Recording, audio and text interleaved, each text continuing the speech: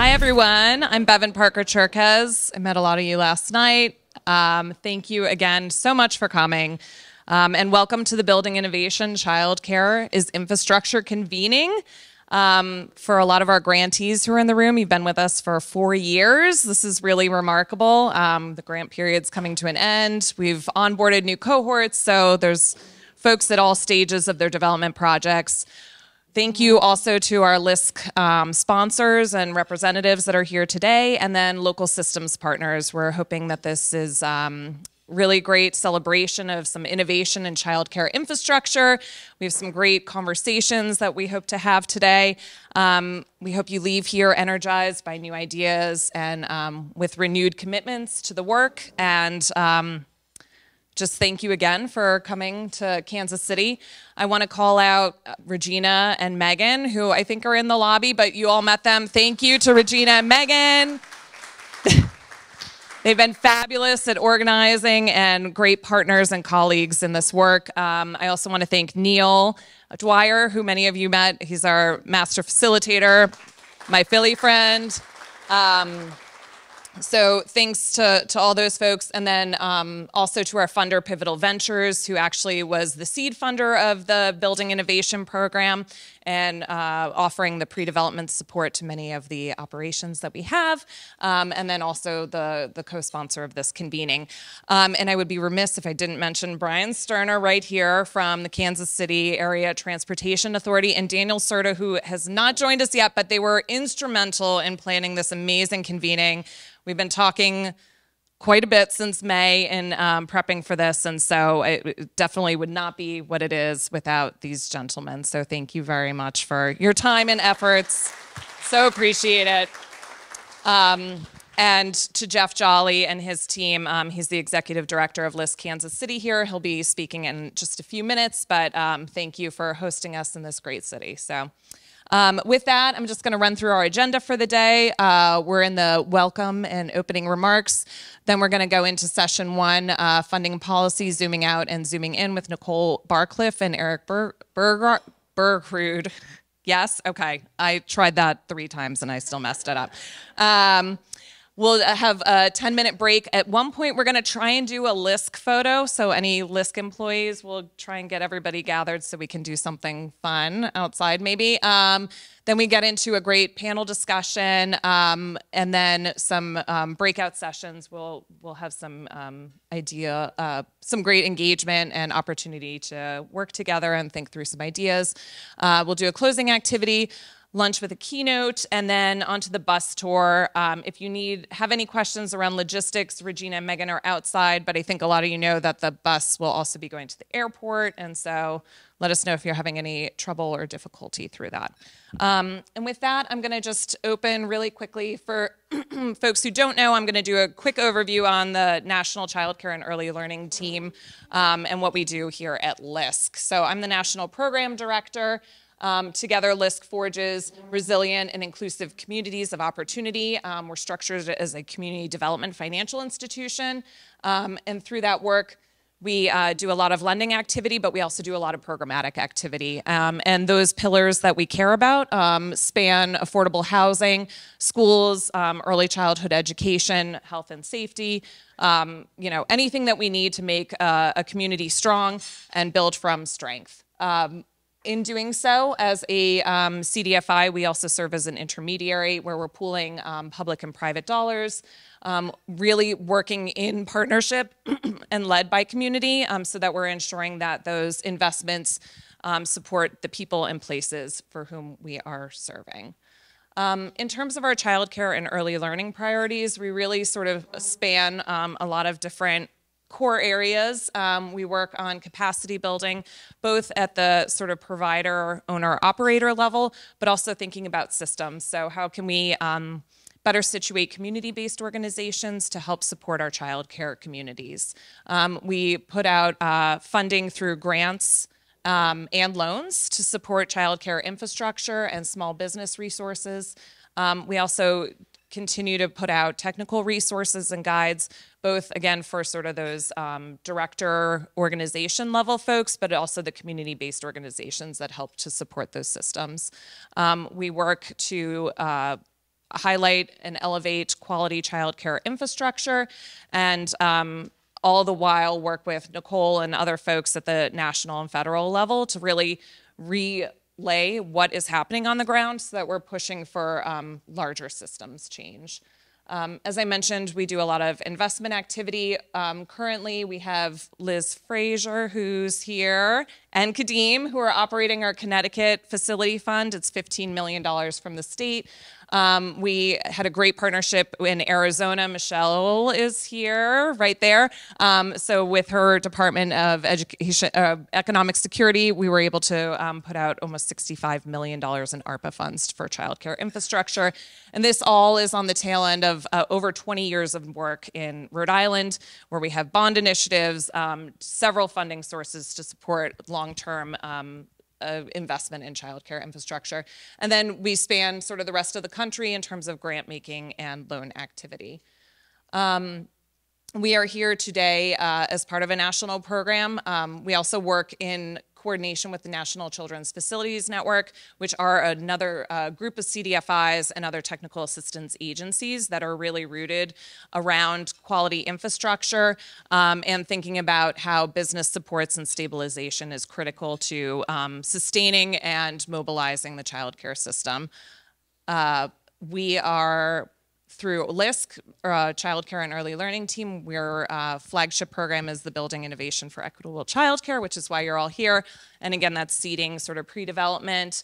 The thought there is if we spend a little bit more time and can be a little more thoughtful about these early stage activities and ensuring that quality childcare is a real like forethought as opposed to an afterthought in some of these development activities, that we can really make a difference for communities and the families that we're serving. So so many of you are doing some great work and really innovative projects. So we're happy to continue this program as we move forward.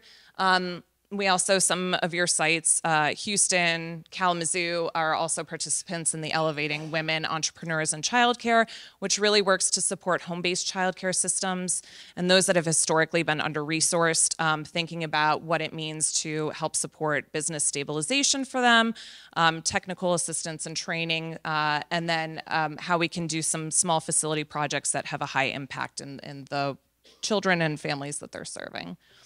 And then back to our thought leadership. Many of you saw, I think at this point 2 years ago, we put out the Making Space Matter report, which really elevates the issue around quality infrastructure and the impact that it has on childhood development. After post-convening, we'll send out all our resources again, but if you want to revisit this report, it's a really great opportunity to engage with some of your community partners, to be equipped with information around why this is a critical area to think about. And then we continue to put out our own resources, facility checklists. As I said, sort of audience members span individual providers, operators themselves, and then systems players. This is our team contacts. You know many of us already. We're always available for you to reach out to. All of this information will be available post-convening. And with that, I'm going to turn it over to Jeff Jolly, who's our Executive Director of Kansas City. Thank you again.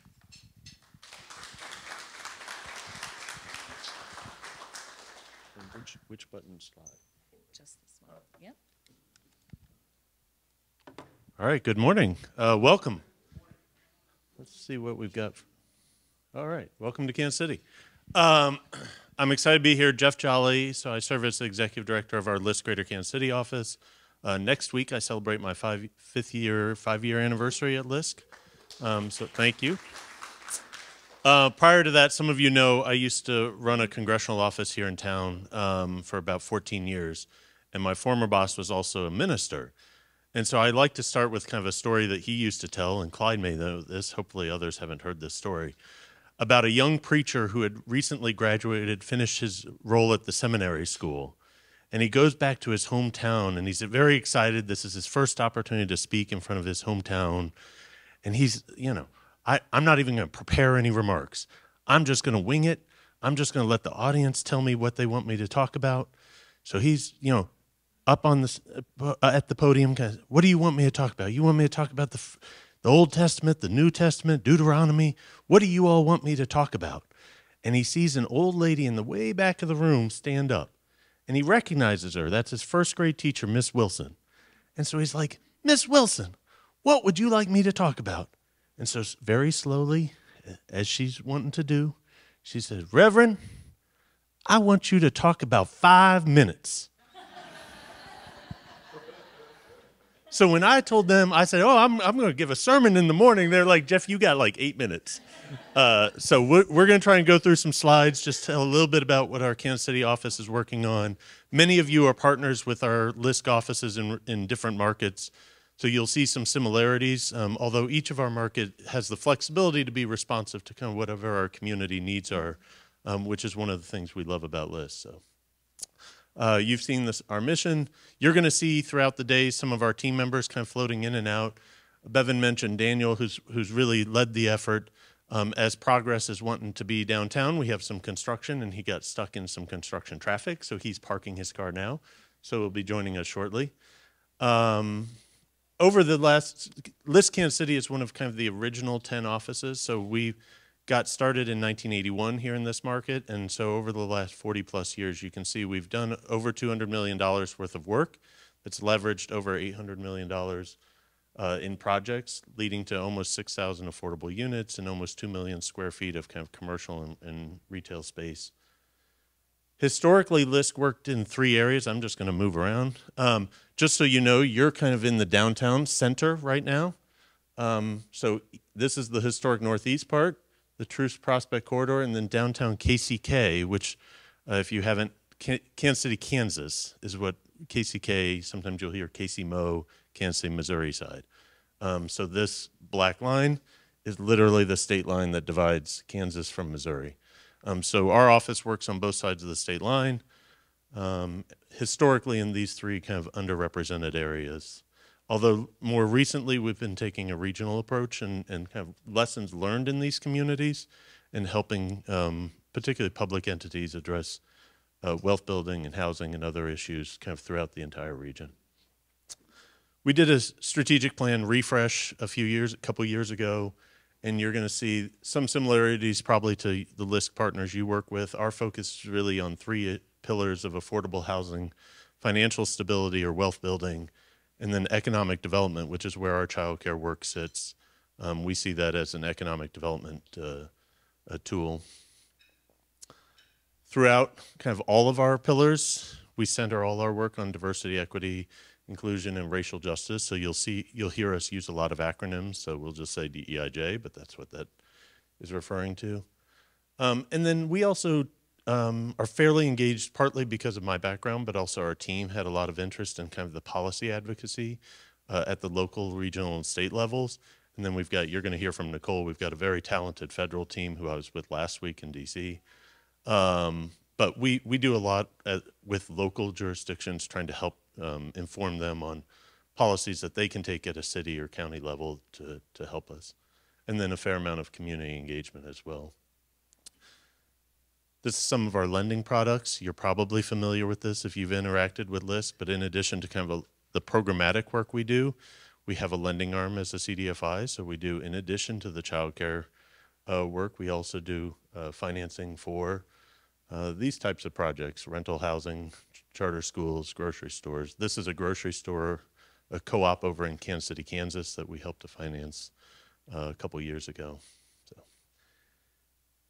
And then locally, one of the opportunities we have in the Kansas City market is some of our philanthropic partners have helped to capitalize a pre-development fund, which is a challenge for many projects to get kind of that early stage initial capital.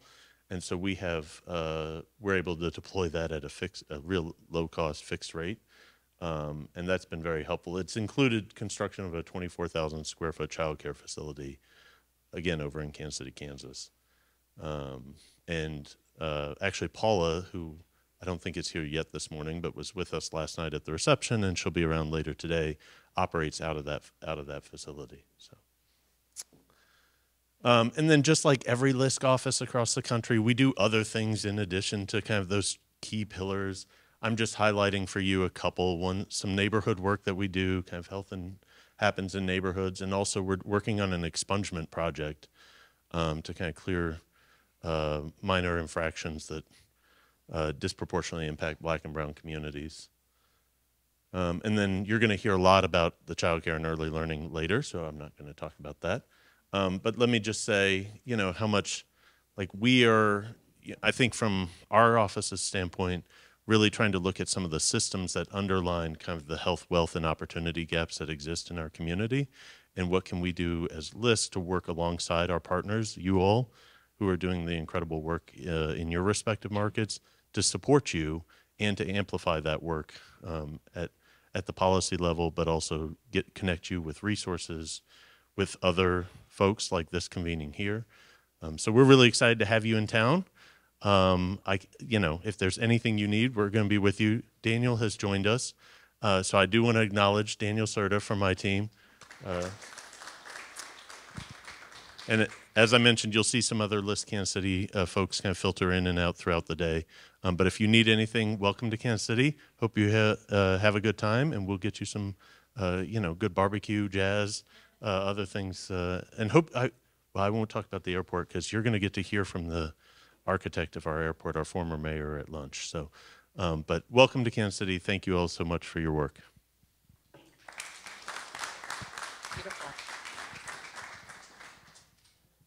And with that, we're going to move into our first session, funding and policy. Very exciting. We're going to start with Nicole Barcliffe, who is our Senior Director of Policy. She sits in our DC office, and she's going to walk us through some federal level work. Oh, I'm also directing folks to the blue cards at your table. On the back side is a QR code. And that takes you to the website. We're trying to be, I mean, despite the paper on your table, we were trying to be fairly paperless. So agendas, speaker bios, resources are all available there. Post-event, we'll also continue to add resources. So feel free to peruse that during the day. We'll hear from Nicole. She's going to do a presentation, and then Eric Bergrud from the Kansas City Chamber. They're both going to do presentations. If you can hold Q&A, we'll do a collective Q&A post Eric's presentation. So with that, I'll hand it to Nicole. Thank you. Thanks, Bevan. Good morning, everyone. Oh, that was even robust. I don't have to say, you know how normally they're like, I know you can say good morning louder than that. Thank you all so much for being here. It's exciting to be in a room full of people who have a shared commitment to an issue, quite honestly, that when you speak to some people about, their eyes glaze over a little bit. It's not really that exciting to them. But if we think about the needs in local communities and how sometimes we suffer from the tragedy of low expectations, particularly for our most vulnerable communities and families, this means that this work is even more impactful. So pleased to be working on this issue and pleased to be talking to you today about federal funding opportunities and the landscape that can help facilitate some of the projects that you're undertaking. So I always like to start conversations not by talking at you, but just yell out from the room why you're engaged in this work. And don't be shy, because you don't have to stand up and say your name. Just do popcorn style. Like, why do you have a commitment to this work? Why are you even engaged at all? Better outcomes for the children. Yep. Anyone else? That's right. Economic development, having our communities thrive. Anyone else? Listen. I mean, these are like some of the really core issues for why we're engaged.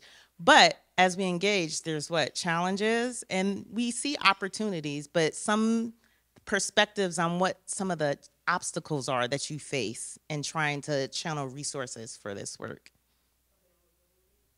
Exactly. Availability, quality, cost, others. Accessibility, that's right, and the difference between availability and accessibility. I love this group.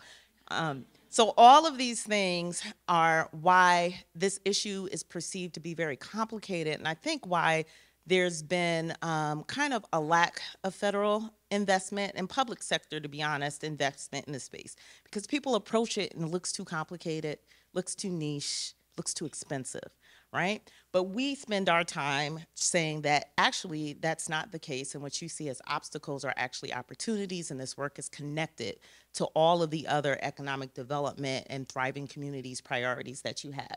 And so some considerations that we have when we engage at the federal level in this work, and I'll stretch to say I'm not a state or local person, but sometimes those obstacles and challenges and opportunities actually repeat at multiple levels of government. It's that, you know, you have funding streams that put massive amounts of money into the sector that are about to expire. Everyone's hearing about the ARPA funding cliff, correct? Economic shifts locally, these things are dynamic. You have at the federal level, the congressional balance of power. Who's in charge determines what gets funded and to what extent. And then we have a very contentious presidential election, so which could shift everything in terms of what the priorities are at the federal level.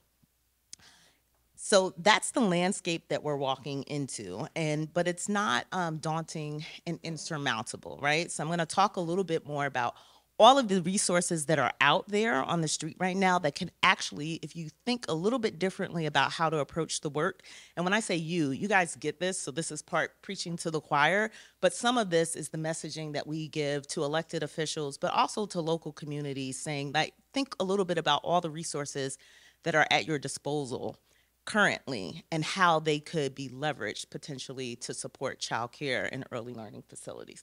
So what's the problem? And we outlined this. I feel like I wish this slide would change. This slide, the talking points on this slide have been the same for about a good 10 years now, which is unfortunate.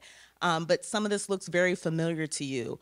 Why are we in this position to begin with? Well, you know, there's insufficient operating revenues for providers, right? They don't walk into financial institutions and say, can I get a real estate loan?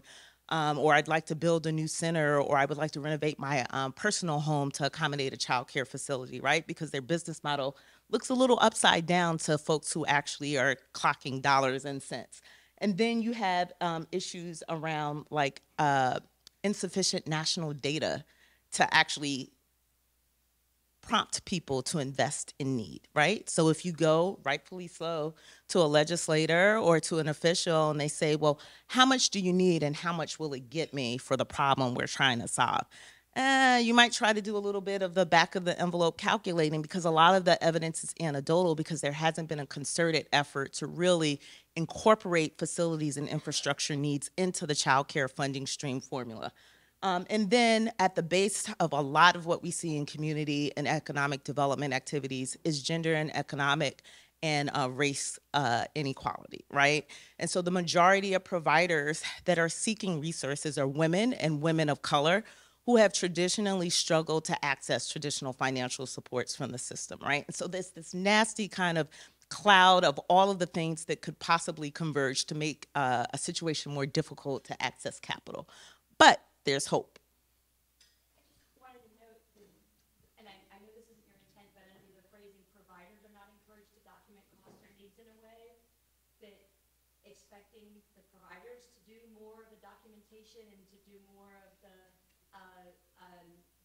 data provision puts a burden on exactly that last group that's already up to here with trying to. Well, our intent with that is actually providers are already providing a fair amount of information to the federal government, to localities about the condition and quality of their programs. They're never really asked about facilities. So it's not telling them go out and find a professional, get an architect or an engineer or do an infrastructure. It's saying at the federal level, if there's some tools out there and you're already asking questions, why are we not incorporating this into the conversation?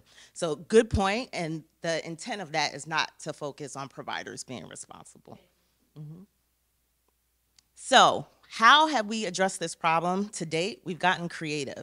And as Bevan mentioned, LISC is an intermediary. So we're all the way down there, like in the middle towards the bottom, kind of trying to facilitate and blend resources across multiple sectors to channel to the child care facilities needs. And so you have, this sounds familiar to many of you, housing, community development resources, small business resources, tax incentives. You figure out how some of these public sector funding streams can be leveraged, even if they weren't created with child care in mind, to support acquisition, construction, and renovation of facilities to make care more accessible, more affordable, more available, and quite honestly, nice and higher quality for the children that are there, but also for the providers, right? How does it feel to be a professional going into a place of work when the place doesn't reflect the quality of the programming that you're providing? So these are some of the tools that we rely on. And so here we are at finally like the policy piece. I took a long walk through like the forest to get us there, but here we are. And so as a result of the environmental circumstance, we've developed a set of policy priorities that help guide our work. They're dynamic and they quite honestly shift depending on what the climate is and what the opportunity is, right? And so what you'll see as we go on quite honestly to the next Congress is kind of a refresh of this a little bit. We know we're facing a child care workforce shortage, and historically that's fit under increased public operating support for providers, but increasingly now we feel like that deserves its own call out. And in a way, particularly for the work that we do, that doesn't say you have to choose. You can pay your providers and provide high quality spaces if you invest properly. Some of these look familiar to you likely, and so in response to the pandemic, which was like devastating for local communities, particularly low-income communities, but also one of the, if you can say it had a silver lining, I'm loath to say that, is that it really laid bare the dire situation that exists in low-income communities and communities in rural and urban underserved areas that really struggle to support working families and struggle to meet the demand for childcare from the families that live there. And so we've been saying for many years, much like many of you in these rooms, that listen, we braid and blend all of these public resources to try to get at high quality space. You cannot supply build. You cannot create more seats for children without thinking about where they're sitting and the quality of the space that they're functioning in.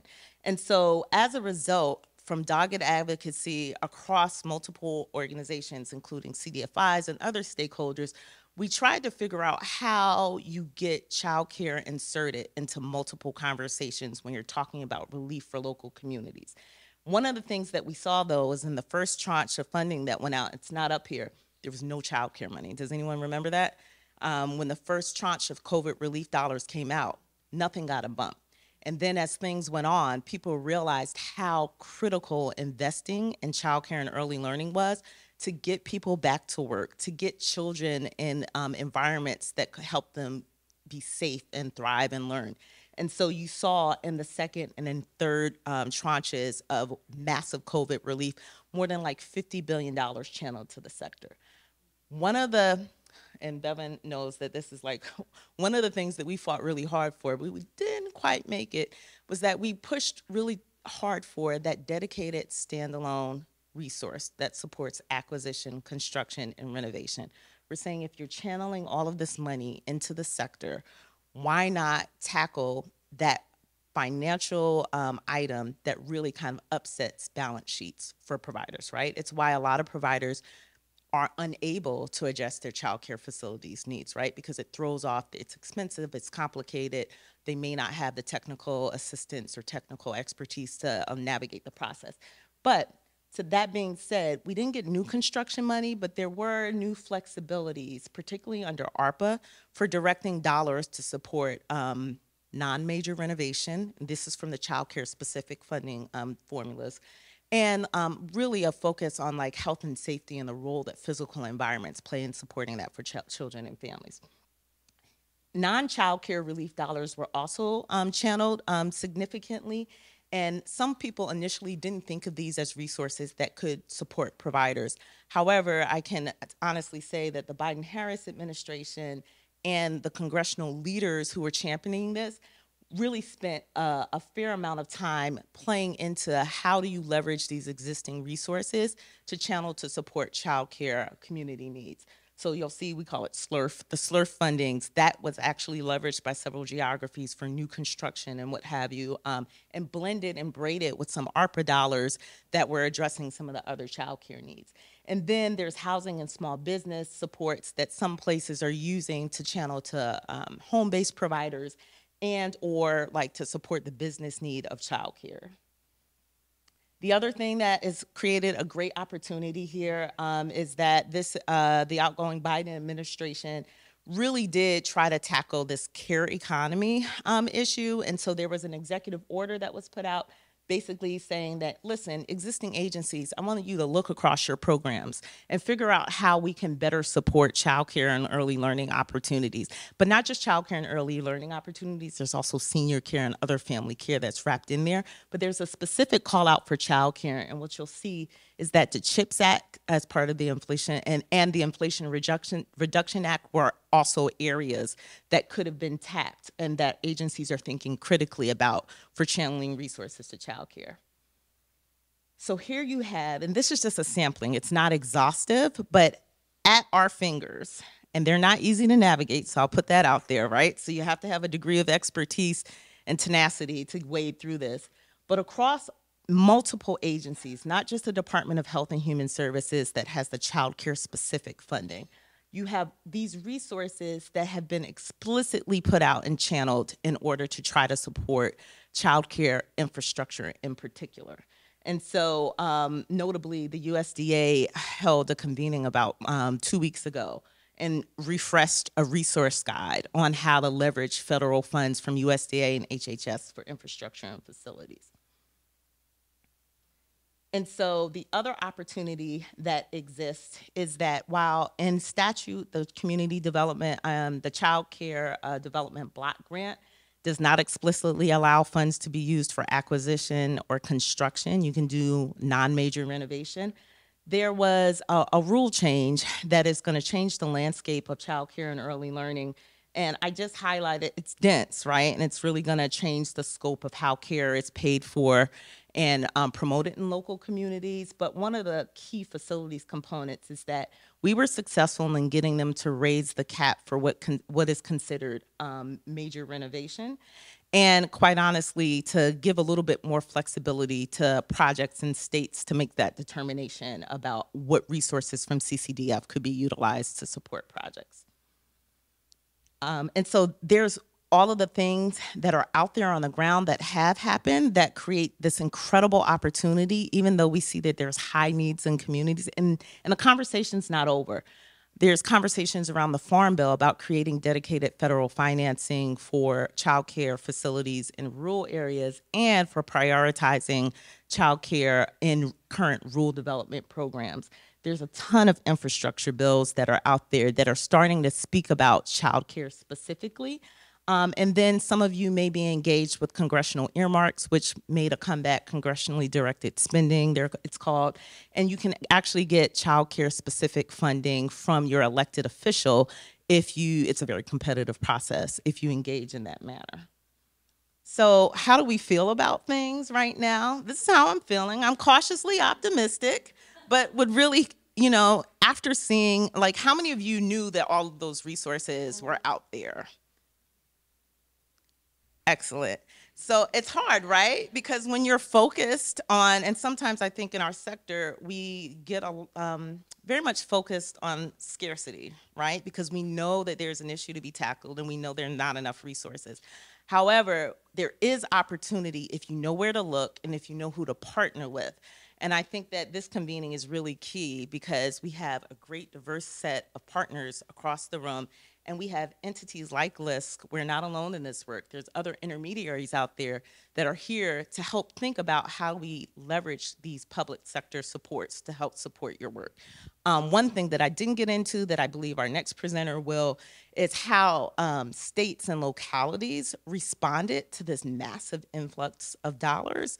And that's where there becomes a different level of practical opportunity to match the resource to actual projects on the ground. So thank you for this time. I'm eager to hang out with you guys today and get to know you all.